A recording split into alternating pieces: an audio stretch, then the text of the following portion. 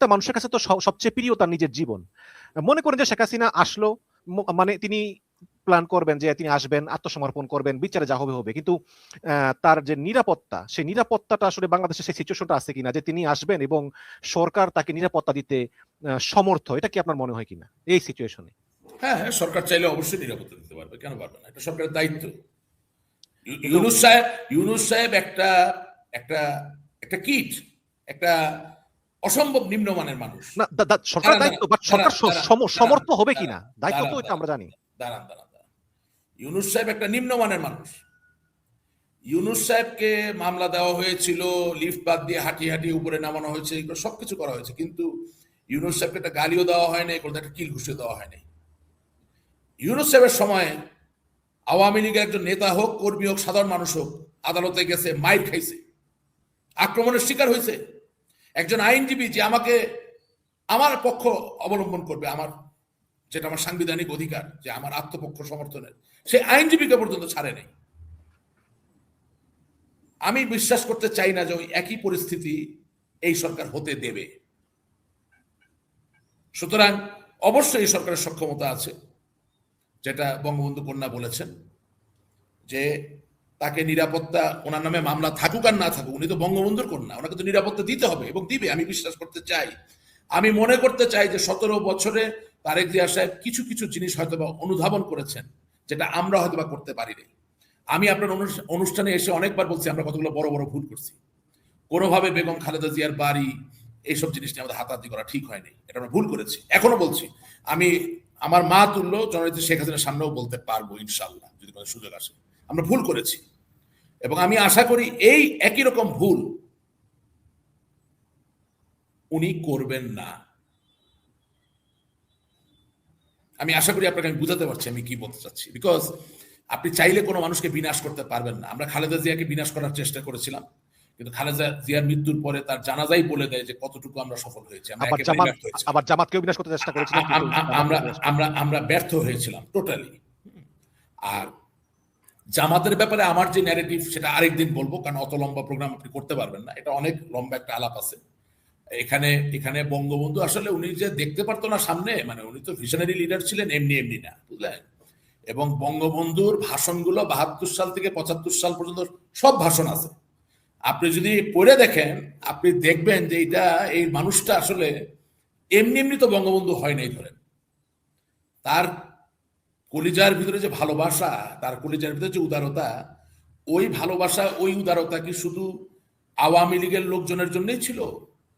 বাংলাদেশের প্রত্যেকটা শ্রেণী পেশার মানুষের জন্য তার ভালোবাসা ছিল, কারণ সে এই দেশের মানুষকে এত নিবিড় ভাবে বুঝতো। আর যদি না বুঝতো, কোনোদিন এই দ্বিধা বিভক্ত, এই বিভ্রান্ত জাতিরে স্বাধীন করার মতো সক্ষমতা ওনার হতো না। কিন্তু আনফর্চুনেটলি হাতের কাছে বই আছে, হাতের কাছে উদাহরণ আছে, হাতের কাছে দলিল আছে, কিন্তু আমরা তো মূল্য বুঝি না, অনুসরণ করি না। আমরা বঙ্গবন্ধুর অসমাপ্ত আত্মজীবনী আহা হা বই দিচ্ছি, উপহার দিচ্ছি, পুরস্কার দিচ্ছি, হ্যাঁ, কারাগারের রোজ নামটা, কিন্তু কি লেখছে, কি বলতে চাইছে ওইটা বুঝতে চাচ্ছি না। এই জন্য আজকে এই দেশের এই পরিণতি, এই জায়গা। আমরা অনুষ্ঠানের শেষ পর্যায়ে Ireland, Republic of Ireland Awami লীগের একজন কর্মী তিনি লিখেছেন, রাশেক ভাইকে একটি প্রশ্ন করতে চাই। ধরে নেই শেখ হাসিনা দেশে ফিরলেন, প্রচুর নেতাকর্মী গোপন অবস্থান থেকে বের হলো, এই অবস্থায় আওয়ামী লীগ এখন দুর্বলতম অবস্থানে আছে, কোনো সন্দেহ নাই। এখন যদি শেখ হাসিনা ফেরার পর আওয়ামী লীগের কোনো নেতাকর্মী বের হয়ে বিএনপি, এনসিপি বা জামাতের হাতে গণপিটুনিতে মারা যায়, সেক্ষেত্রে তাদের সন্তান হারা বা স্বামী হারা, স্ত্রী পিতৃহীন হারা সন্তানদের দায়ভার কে নিবে? আওয়ামী লীগের অনেক নেতার সন্তানরাই তো মানে নিরাপদে বিদেশে আছে, আওয়ামী লীগের বড় বড় সন্তানরা, এখন এই সেক্ষেত্রে এই গরিবের সন্তানরা কেন মারা পড়বে? এটা দায়ভার কে নিবে? আমার আয়ারল্যান্ড আওয়ামী লীগের ভাই, জি, ওনার নাম গালিব হক, তিনি আপনার একজন ভক্ত। গালিব হক ভাই, আপনার প্রশ্নের জন্য ধন্যবাদ। আপনার এই প্রশ্নের উত্তরে শুধু আওয়ামী লীগ নয়, সকলে আছে, এভাবে বলতে চাই। আমরা সাম্রাজ্যবাদ, আধিপত্যবাদের বিরুদ্ধে কথা বলি, অথচ রাত হয়ে গেলে ওই সাম্রাজ্যবাদী শক্তির যারা প্রতিনিধি তাদের বাড়িতে গিয়ে লাল পানি খেতে ভালোবাসি। শুধু তাই না, ওই সাম্রাজ্যবাদ এবং আধিপত্যবাদের যারা প্রতিনিধি তারা যদি বলাৎকারও আমাদেরকে করতে চায়, আমাদের নিজস্ব ক্ষীণ রাজনৈতিক স্বার্থে বলাৎকারও আমরা করতে দিতে, আবার তাদের স্বাধীনতা দিবস সংসদে দক্ষিণ প্লাজায় করি। একটু প্লিজ, একটু আমার শেষ করতে দেন, নাহলে খেয়েটা চলে যাবে।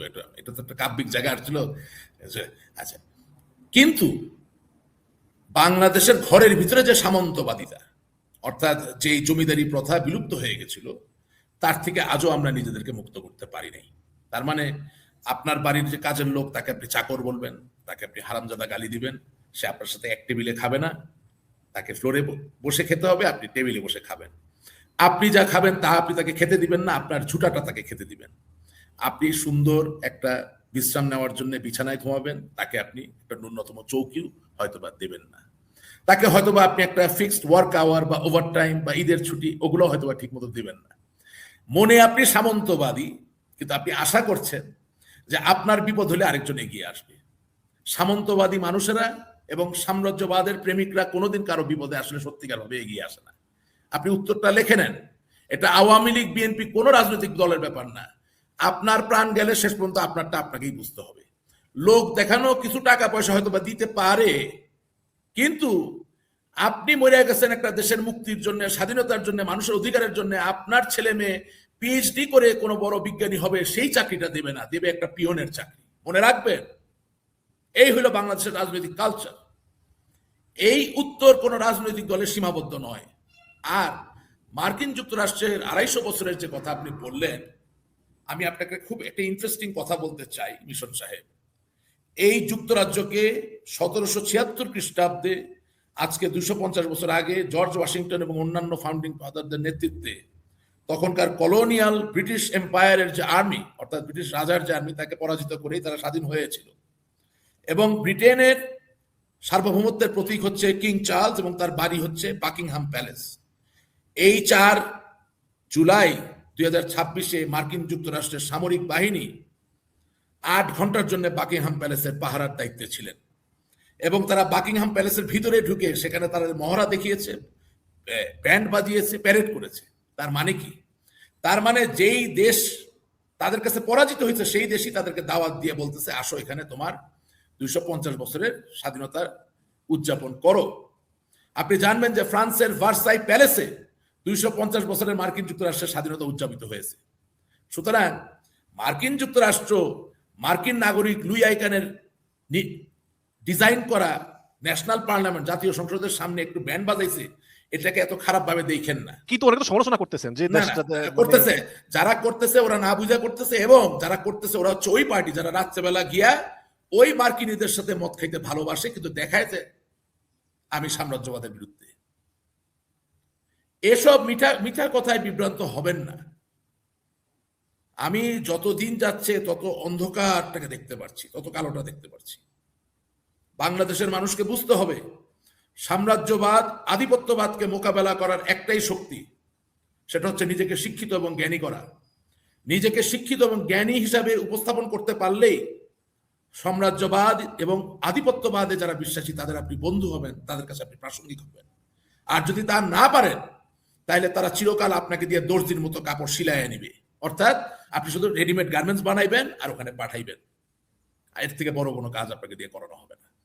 কিন্তু লেখাপড়ার দায়িত্ব আমেরিকাও নিবে না, ইংল্যান্ডও নিবে না, ভারতও নিবে না, পাকিস্তানও নিবে না। আমার দেশের রাজনীতিবিদকে শপথ নিতে হবে। ওই শপথ নিলাম চোখের বদলে চোখ, ওই শপথ না। আমার দেশের রাজনীতিবিদকে শপথ নিতে হবে যে আমি আমার এই দেশের মানুষকে সঠিক শিক্ষায় শিক্ষিত করব। আমার দেশের ছেলে মেয়ে কলম দিয়ে খাতায় ফোঁটা দিবে আর জিপিএ 5 পাবে? নো। আমার ছেলে মেয়ে, আমার দেশের ছেলে মেয়ে একজন সামুরাইয়ের যে তলোয়ার, সেই তলোয়ারের মতো তীক্ষ্ণ জ্ঞান, মেধা সম্পন্ন হবে। জি, আপনার কাছে আমার একটা শেষ প্রশ্ন, তারপর শেষ করে ফেলবো। সেটা হচ্ছে যে ২৩শে জুন একটা হত্যাকাণ্ড ঘটে গিয়েছে, একটা না কয়েকটা, ৩টা, তুরাগ নদীতে। আওয়ামী লীগের প্রতিষ্ঠা বার্ষিকী উপলক্ষে একটা মিছিল করতে চেয়েছিল। মানে নৌকা থেকে তারা নামছে, নামার পরে আমি যতটুকু জেনেছি, আমার জানায় ভুল থাকতে পারে, যে পুলিশ ধাওয়া করেছে। ধাওয়া করার পর অনেক আওয়ামী লীগ নেতা কর্মী তারা গিয়ে নৌকায় উঠেছে। নৌকায় ওঠার পরে পুলিশ নৌকাটাকেও সিজ করেছে। তারপর বাঁচার জন্য প্রচুর লোকজন পানিতে লাফ দিয়েছে। তারপর কি হয়েছে পুলিশ জানে না। তারপর সেখান থেকে ৩ জনের লাশ উদ্ধার করা হয়েছে। এর ভিতরে ২ জনের ফেসবুক এটা দেখা গিয়েছে তারা আওয়ামী লীগের সঙ্গে জড়িত।